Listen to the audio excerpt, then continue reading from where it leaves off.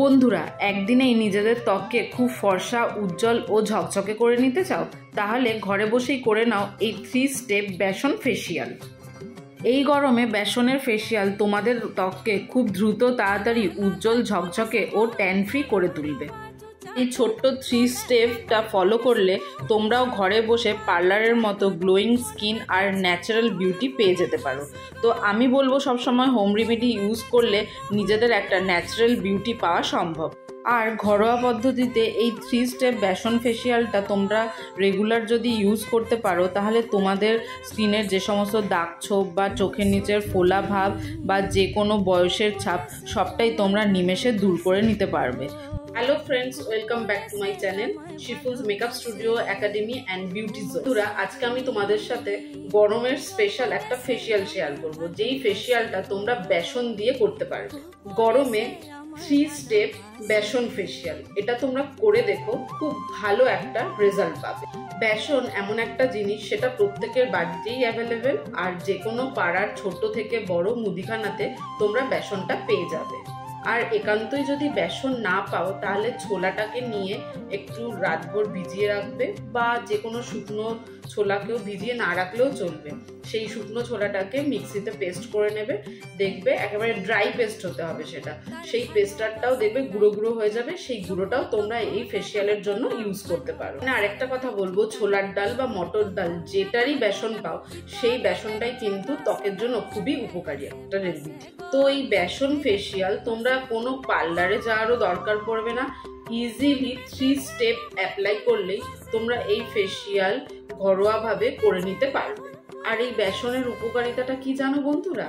এই বেসনটা তোমাদের যে সান ট্যান পড়ে, তারপর যে কোনো কালো ছোপ দাগ বা বয়স হলে যে সমস্ত অ্যান্টি এজিংগুলো হয়, যেগুলো রিঙ্কেলগুলো পড়ে, সেগুলো খুবই সহজে তোমার দূর করে দিতে পারবে। কিন্তু হ্যাঁ, এটা একবার অ্যাপ্লাই করে তুমি থেমে গেলে সেটা করলে চলবে না। এটা তোমাকে প্রত্যেক সপ্তাহে বা প্রত্যেক 15 দিন অন্তর অন্তর এটা করেই যেতে হবে। বন্ধুরা, আমি তোমাদেরকে এইসব রেমেডিগুলো শেয়ার করি, সেটার একটাই কারণ হচ্ছে সবাই কিন্তু সব রকম জিনিসপত্র কিনতে পারে না। আমাদের কাছে সব জিনিসটা হাতের কাছে থাকে না।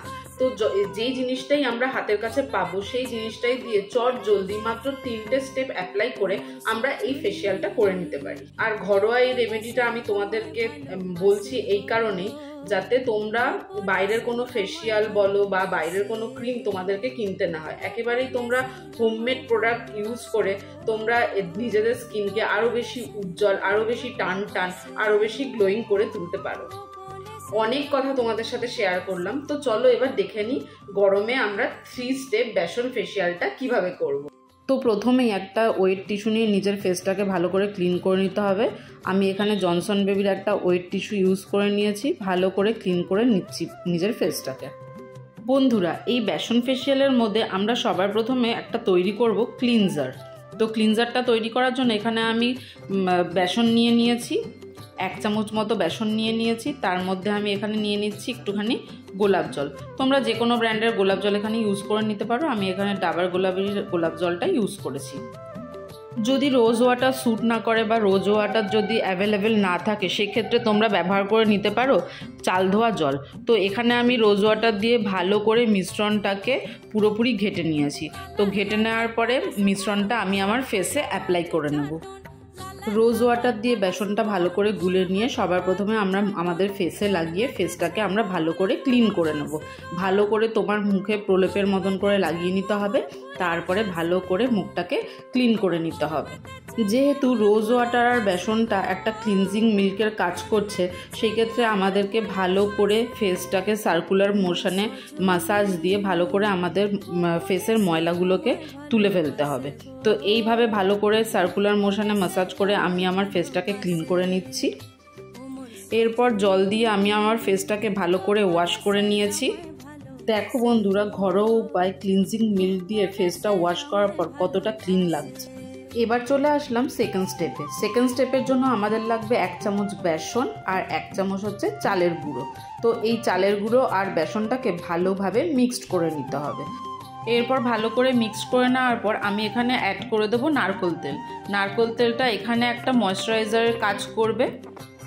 তারপর এতে দিয়ে দেবো একটু গোলাপ জলটা দিয়ে ভালো করে মিশ্রণটাকে ভালো করে মিশিয়ে নেব। মিশিয়ে নেওয়ার পর একটা সুন্দর প্যাক তৈরি হয়ে যাবে।